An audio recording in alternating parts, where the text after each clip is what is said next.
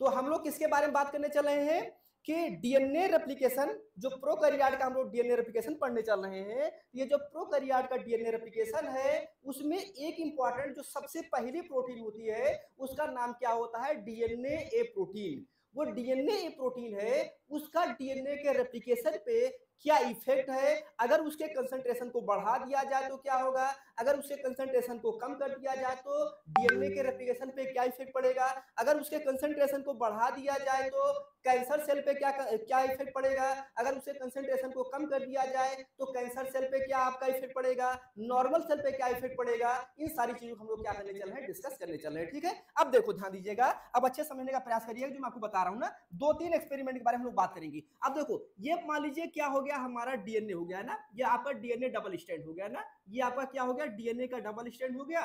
किसमें बात हो रही है, ये प्रोकैरियोट की बात हो रही है ना, किसका बात हो गया, आपका प्रोकैरियोट का। ठीक, अब देखो यहाँ पे अब क्या कर लिया हमने, यहाँ पे कह दिया कि ये वाला जो पोर्शन है इसको हमने क्या बोल दिया, ओरिसी बोल दिया है ना, क्या बोल दिया है यहाँ पे, ये हमारा ओरिसी हो जाएगा ना, ओरिसी। ठीक है, ओरिसी के बारे में हमने बहुत डिटेल में आपको बताया है। ठीक, ओरिसी के बारे में हमने आपको बहुत डिटेल में बताया है। मैंने आपसे कहा था कल वाले लेक्चर में, डिटेल मैंने आपको बताया था कि जो डीएनए का रेप्लिकेशन होता है वो कहीं से भी स्टार्ट नहीं होता है, मतलब डीएनए का जो रेप्लिकेशन होता है वो कहीं से स्टार्ट नहीं होता है। डीएनए का रेप्लिकेशन जो स्टार्ट होता है वो एक स्पेसिफिक पोजीशन पे स्टार्ट होता है, उसे हम लोग क्या बोलते हैं, ओरिसी बोलते हैं। तो ओरिसी में 3 इंपॉर्टेंट फंक्शन होंगे, ध्यान रखिएगा। ओरिसी पे क्या होगा, 3 इंपॉर्टेंट फंक्शन होगा। पहला इंपॉर्टेंट जो फंक्शन की हम लोग बात कर लें तो क्या हो जाएगा, पहला इंपॉर्टेंट फंक्शन बात कर लेंगे तो क्या हो जाएगा, जो रेप्लिकेशन बबल ना, क्या हो जाएगा, रेप्लिकेशन बबल ना, रेप्लिकेशन बबल, या फिर इसको हम लोग और क्या बोल सकते हैं, रेप्लिकेशन बबल या फिर फॉर्क। कहां बनेगा आपका, कहां बनेगा आपका, ये बनेगा आपका ओरिसी पे। ध्यान दीजिएगा कहां बनेगा, ओरिसी पे। दूसरा इंपॉर्टेंट पॉइंट क्या हो जाएगा, दूसरा इंपॉर्टेंट जो पॉइंट हो जाएगा, हाइड्रोजन बॉन्ड। सबसे पहले ना, सबसे पहले हाइड्रोजन बॉन्ड कहां पे ब्रेक होगा, सबसे पहले जो हाइड्रोजन बॉन्ड ब्रेक होगा वो क्या कहां पे होगा, हाइड्रोजन बॉन्ड जो ब्रेक होगा सबसे पहले वो कहां हो जाएगा, ओरिसी पे हो जाएगा। अगले इंपॉर्टेंट पॉइंट हम लोग बात कर लेते हैं, तो इनिशिएटर प्रोटीन, ध्यान रखिएगा, डीएनए के रेप्लिकेशन के लिए जो इनिशिएटर प्रोटीन होती है वो कहां पर बाइंड करेगी, इनिशिएटर प्रोटीन बाइंड करेगी ना, इनिशिएटर प्रोटीन, इनिशिएटर प्रोटीन और एंजाइम। ध्यान रखिएगा, इनिशिएटर प्रोटीन और एंजाइम।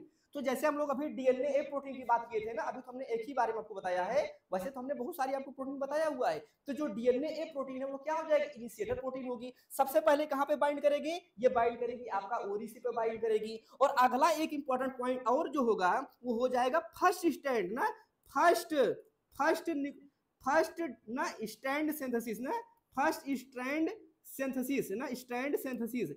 स्टैंड सिंथेसिस मतलब क्या हो जाएगा, हम लोग डीएनए की सिंथेसिस बात कर रहे हैं ना, किसकी बात कर रहे हैं, डीएनए की बात कर रहे हैं ना। तो मतलब जो आपका टेम्पलेट होगा, टेम्पलेट में जहां पे आपका फॉर्क बनेगा सबसे पहले डीएनए वहीं पे सिंथेसाइज होगा ना। ये 4 पॉइंट कहां पे हो जाएंगे, ओरिसी पे हो जाएंगे ना। अब हम क्या करेंगे, इसी ओरी को बाहर निकाल लेते हैं ना। अब इस ओरिसी को हमने बाहर निकाला और इस तरीके से हमने क्या कर दिया, इसको हमने ओरिसी बना दिया। ठीक है, हमने क्या बना दिया, ओरिसी बना दिया।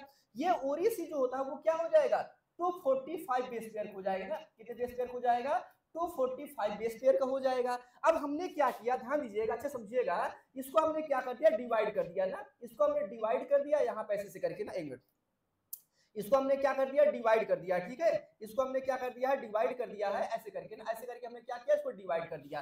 तो इसको हमने क्या बोल दिया, इधर वाले रीजन को हमने बोल दिया 13 मर ना, क्या बोल दिया, 13 बार, मैंने डिटेल बताया है। और इधर वाला जो रीजन है, आप मेरी बात समझिएगा, जो इधर वाला रीजन है ना, इसको हम इधर वाला भी ना हमने डिवाइड कर दिया ना ऐसे करके, इसको हमने क्या बोल दिया, इसको हमने बोल दिया 9 बार ना, क्या हो जाएगा आपका 9 बार, डिटेल मैंने आपको बताया ना, क्या हो जाएगा आपका 9 बार हो जाएगा।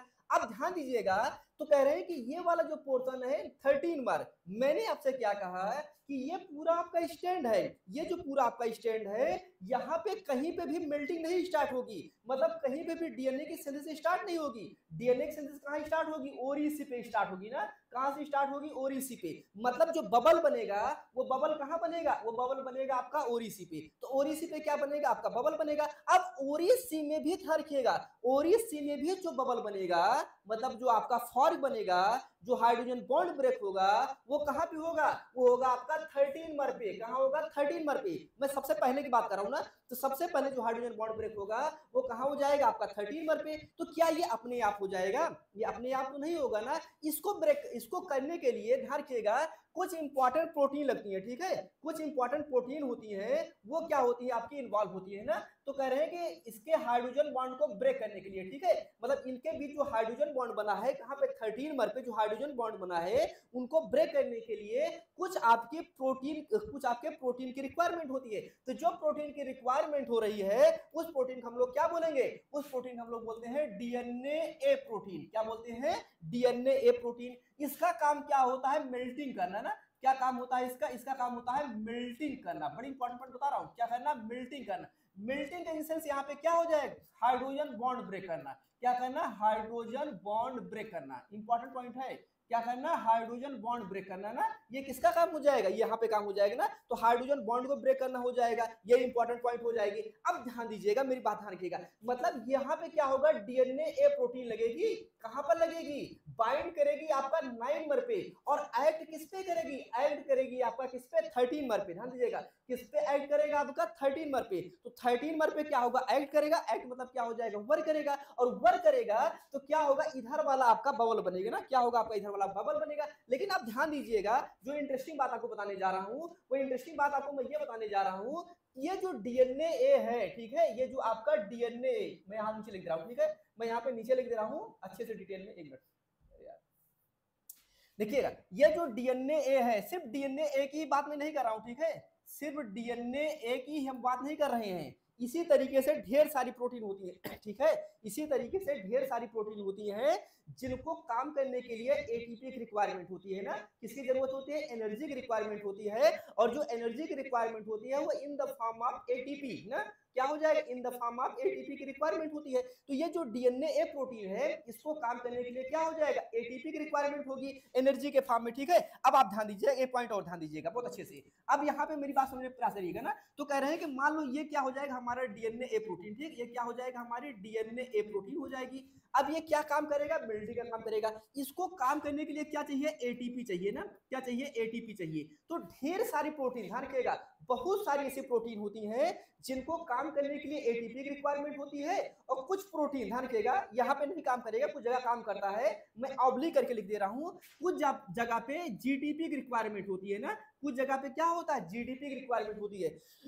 मतलब यहाँ पे क्या होती है, डीएनए ए है तो इसको काम करने के लिए क्या होगा, एटीपी रिक्वायरमेंट होगी। लेकिन कुछ प्रोटीन ऐसी होती हैं जिनको काम करने के लिए जीडीपी रिक्वायरमेंट होगी। तो अगर यहाँ पे एटीपी की, अगर एटीपी या जीडीपी है, इसका मतलब क्या होगा, ये एक्टिव होगा। क्या होगा आपका, ये एक्टिव होगा। मतलब ये आपकी जो प्रोटीन है, कौन सी, जो डीएनए ए प्रोटीन है, ये क्या होगा आपका, एक्टिव होगी। एक्टिव होगी इसका मतलब क्या होगा, मेल्टिंग का काम करेगी। क्या करेगी, मेल्टिंग का काम करेगी। मेल्टिंग का काम करने का मतलब क्या हो जाएगा, मेल्टिंग का काम करने का मतलब ये हो जाएगा कि आपका जो है यहाँ पे क्या हो जाएगा, ब्रेक करेगा हाइड्रोजन बॉन्ड ना। क्या होगा, ब्रेक हाइड्रोजन बॉन्ड ना, ब्रेक हाइड्रोजन बॉन्ड। समझिएगा अच्छे से, अभी इस पे एक्सपेरिमेंट करेंगे। उसके बाद दूसरा क्या हो जाएगा, दूसरा क्या हो जाएगा, मतलब क्या बनेगा, आपका फॉर्क बन जाएगा ना, मतलब रेप्लिकेशन फॉर्क बन जाएगा। और रेप्लिकेशन फॉर्क बनेगा तो क्या हो जाएगा, जो रेप्लिकेशन है वो क्या हो जाएगा, आपका स्टार्ट हो जाएगा ना। रेप्लिकेशन क्या हो जाएगा, आपका स्टार्ट हो जाएगा। दूसरे कंडीशन आप देख लीजिए, दूसरे कंडीशन में अगर यही डीएनए ए, समझिएगा मेरी बात, अगर यही डीएनए ए जो है यहाँ पे क्या लग जाए, एडीपी लग जाए ना, क्या लग जाए, एडीपी। और अगर किसी प्रोटीन में एडीपी के स्थान पे क्या लग जाए, जीडीपी लग जाए ना, तो क्या लग जाए आपका, जीडीपी लग जाए। तो जीडीपी लग जाए तो ये क्या हो जाएगा आपका, इनएक्टिव हो जाएगा ना। क्या हो जाएगा आपका, ये इनएक्टिव हो जाएगा। और अगर ये इनएक्टिव हो जाएगा इसका मतलब क्या हो जाएगा, इसका मतलब ये हो जाएगा हाइड्रोजन बॉन्ड जो है ना वो क्या हो जाएगा, ब्रेक नहीं होगा ना। हाइड्रोजन बॉन्ड जो है आपका वो ब्रेक नहीं होगा ना, हाइड्रोजन बॉन्ड आपका ब्रेक नहीं होगा। जब हाइड्रोजन बॉन्ड ब्रेक नहीं होगा तो क्या होगा, रेप्लिकेशन फॉर्क नहीं बनेगा ना। क्या होगा आपका, रेप्लिकेशन फॉर्क नहीं बनेगा। और रेप्लिकेशन जब फॉर्क नहीं बनेगा ना, रेप्लिकेशन फॉर्क नहीं बनेगा तो क्या होगा, रेप्लिकेशन क्या हो जाएगा, स्टॉप हो जाएगा ना। जो रेप्लिकेशन है वो क्या हो जाएगा, स्टॉप हो जाएगा ना। क्या हो जाएगा, स्टॉप हो जाएगा। अब क्या समझ में आया कि मतलब अगर ये जो डीएनए ए एडीपी जो डीएनए ए है, अगर इसके साथ क्या लग गया है, एटीपी लग गया है ना, क्या लग गया है, एटीपी लग गया है। तो मतलब ये क्या करेगा, ये जो इसके बीच में हाइड्रोजन बॉन्ड है इनको क्या करेगा, ब्रेक कर देगा। और कंडीशन कैसी बना देगा, कंडीशन कुछ ऐसी करके बना देगा ना। अब देखो यहाँ पे ऐसे करके ना, ऐसे करके बना देगा, ठीक है, ऐसे करके, ठीक, देखो आप यहाँ पे देख रहे हैं ना, आप ऐसे करके देखो आप यहाँ पे। तो देखो ये पूरा वाला रीजन है ना, ये पूरा वाला रीजन है ना, तो यहाँ पे तो कोई दिक्कत, देखो यहाँ पे बबल नहीं हुआ है। बबल कहाँ बना हुआ है, जो 13 है ना, जो 13 रीजन है वहां पे क्या हो गया, आपका बबल बन गया है। तो अब यहाँ पे बबल बन गया है, तो यहाँ पे जो बबल बना हुआ है वो किसकी वजह से बना हुआ है, वो डीएनए एटीपी की वजह से बना हुआ है ना। किसकी वजह से बना हुआ है, डीएनए एटीपी। अब यहाँ पे क्या होगा, ध्यान दीजिएगा, अगर यहाँ पे हम एक एक्सपेरिमेंट बनाए, ठीक है, दो एक्सपेरिमेंट कर रहे हैं। मान लो मैंने कहा कि हमने यहाँ पे एक मीडियम ले लिया, ठीक है, एक मीडियम हमने ये ले लिया, दो मीडियम ले लिया ना। मान लो हम सेल का नाम दे देना, यहाँ पे क्या हो जाएगा, सेल ना, सेल नंबर 1 हो जाएगा। और यहाँ पे हमने क्या कर दिया, सेल नंबर 2 रख दिया ना। और यहाँ पे हमने क्या डाल दिया, डीएनए डाल दिया ना। भाई डीएनए डबल स्टैंड है, तो यहाँ पे हमने क्या डाल दिया ना, डीएनए डबल स्टैंड ना, सर्कुलर के फॉर्म में, ठीक है, सर्कुलर फॉर्म में हमने डाल दिया। अब आप देखिए, हमने कहा कि ये आपका जो डबल स्टैंड है, अब इसमें हमने क्या कर दिया, अब हमने इसमें क्या कर दिया, डीएनए एटीपी का कंसंट्रेशन क्या कर दिया, बढ़ा दिया ना। डीएनए एटीपी कंसंट्रेशन बढ़ा दिया। यहां पे हमने क्या कर दिया, डीएनए एडीपी का कंसंट्रेशन बढ़ा दिया। क्या कर दिया, डीएनए एडीपी का कंसंट्रेशन बढ़ा दिया, ठीक। या देखो ये सिंबल ये लगाने मतलब है क्या हो जाएगा, कंसंट्रेशन बढ़ाना, ठीक है, इस सिंबल को लगाने मतलब क्या हो जाएगा, कंसंट्रेशन बढ़ाना। अब इसी तरीके से दो सेल हमने और ले लिया, ठीक है, इसी तरीके से हमने दो सेल यहाँ पे और ले लिया, एक सेल हमने ये ले लिया और दूसरा वाला सेल हमने ये ले लिया, ठीक है, दो सेल ले लिया, ठीक, समझेगा। इसको हमने क्या लिख दिया, नॉर्मल सेल ना। ये क्या हो जाएगा, आपका नॉर्मल सेल हो जाएगा ना। ये क्या हो जाएगा, हमारा नॉर्मल सेल हो जाएगा। और ये क्या हो जाएगा, हमारा कैंसर सेल हो जाएगा ना। ये क्या हो जाएगा, कैंसर सेल हो जाएगा, समझो आप मेरी बात। ये क्या हो जाएगा, आपका कैंसर सेल हो जाएगा। अब इसमें क्या हो जाए, मान लो यहाँ पे भी हमने क्या कर दिया, ये हमने डीएनए ले लिया, ठीक है, ये क्या हो जाएगा हमारा। देखो हम लोग जनरली जो कैंसर सेल की बात करते हैं, जो कैंसर सेल की बात करते हैं, वो हम लोग किसकी बात करते हैं, यूकैरियोट में बात करते हैं ना। मेनली हम लोग यूकैरियोट की बात करें ना। तो जैसे डीएनए एटीपी यहाँ पे है, ध्यान दीजिएगा, जैसे डीएनए एटीपी यहाँ पे है, वैसे ही करके यूकैरियोट में भी होता है, ध्यान रखिएगा। जैसे डीएनए एटीपी यहाँ पे है, वैसे क्या होता है आपका यूकैरियोट में भी, आपका डीएनए नाम नहीं होता है, उसका नाम दूसरा होता है, ठीक है, मैं आपको बताऊंगा, उसका नाम दूसरा होता है, लेकिन काम ऐसे ही करेगा ना। क्या करेगा, काम आपका ऐसे करेगा, ठीक है। तो आप समझिएगा, यहाँ पे एक नॉर्मल सेल हो जाएगा, दूसरा क्या हो जाएगा, मान लो आपका कैंसर सेल ना। मतलब आप ऐसे समझो कि जो डीएनए आपका प्रोकैरियोट में काम कर रहा है, उसी तरीके से यूकैरियोटिक सेल में जो डीएनए के तरीके से आपका प्रोटीन काम कर रही है, अगर उसका कंसंट्रेशन यहाँ पे बढ़ा दिया जाए तब, ध्यान रखिएगा। मतलब यहाँ पे क्या कर रहे हैं, कंसंट्रेशन को हम बढ़ा रहे हैं, ध्यान दीजिएगा। यहाँ हम क्या कर रहे हैं, ये आपका डीएनए हो जाएगा, यहाँ पे क्या हो जाएगा, कैंसर सेल हम बढ़ा रहे हैं, ठीक है। देखो कैंसर सेल होगा भाई, तो यूकैरियोट की हम लोग बात करें ना, किसकी बात करें हम लोग, यूकैरियोट की बात करें। तो यूकैरियोट में डीएनए क्या होता है, डबल स्टैंड होता है ना। यूकैरियोट में डीएनए क्या होता है, डबल स्टैंड होता है ना। आप समझो मेरी बात, आप मेरी बात को समझने का प्रयास करिएगा। मैंने आपसे कहा कि जैसे आपका डीएनए प्रोटीन होती है प्रोकैरियोट में, तो उसी तरीके से आपकी एक प्रोटीन होती है आपका यूकैरियोट में। हम जब यूकैरियोट पढ़ाएंगे तो आपको डिटेल पढ़ाएंगे। तो जो काम आपका प्रोकैरियोट में डीएनए करेगा, वही काम यूकैरियोट में क्या होगा, वो वाली प्रोटीन करेगी ना। मतलब काम लगभग सेम होगा, बस नाम बदल जा रहा है, ठीक है। सेल बदल जा रहा है और नाम बदल जा रहा है, मेरी बात समझिएगा। सेल बदल जा रहा है और नाम बदल जा रहा है। मतलब इधर हम लोग बात कर ले रहे हैं प्रोकैरियोट की बात कर ले रहे हैं, और इधर हम लोग किसकी बात कर रहे हैं, यूकैरियोट में किसकी बात कर ले रहे हैं, हम लोग कैंसर की बात कर ले रहे हैं, ठीक है। अब आप समझिएगा।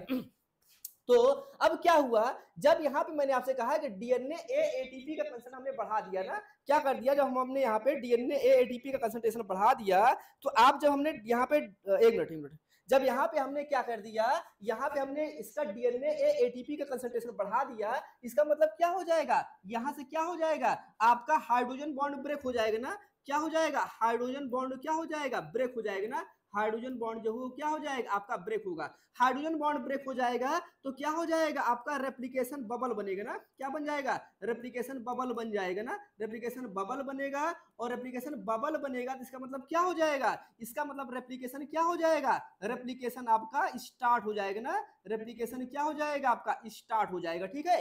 और यहाँ पे क्या हो जाएगा, जब एडीपी मतलब अगर किसी भी सेल में डीएनए एडीपी का कंसंट्रेशन बढ़ा देंगे तो क्या हो जाएगा, सब कुछ स्टॉप हो जाएगा। मतलब हाइड्रोजन बॉन्ड जो ब्रेक होना है वो आपका स्टॉप हो जाएगा ना। रेप्लिकेशन जो बबल बनना है वो भी क्या हो जाएगा, आपका स्टॉप हो जाएगा।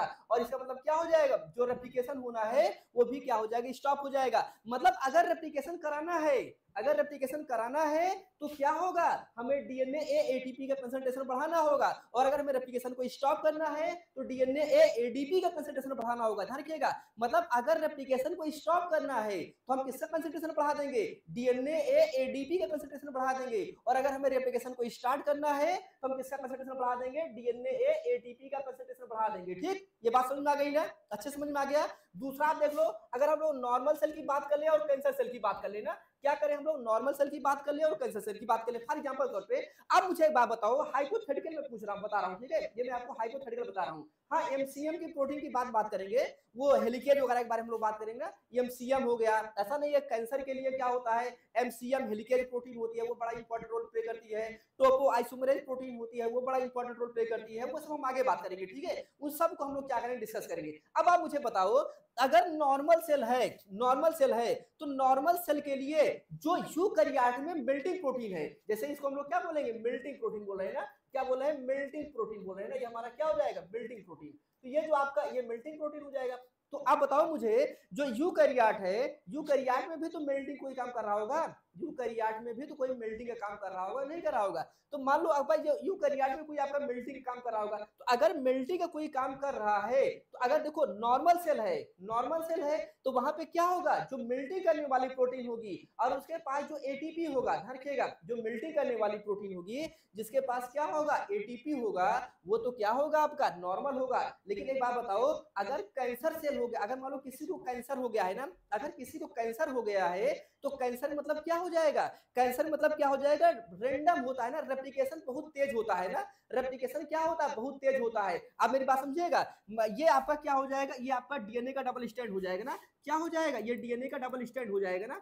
अब मान लो कोई कोई किसी को कैंसर हो गया है ना, तो कैंसर हो गया है तो इसका मतलब क्या हुआ, सेल डिवीजन बहुत फास्ट होगा ना, सेल डिवीजन क्या होगा, बहुत फास्ट होगा। जब सेल डिवीजन बहुत फास्ट होगा तो तभी तो क्या होगा आपका, और सेल डिवीजन अगर फास्ट होगा तो क्या होगा, ये जो डीएनए का रेप्लिकेशन है ये भी बहुत फास्ट होगा।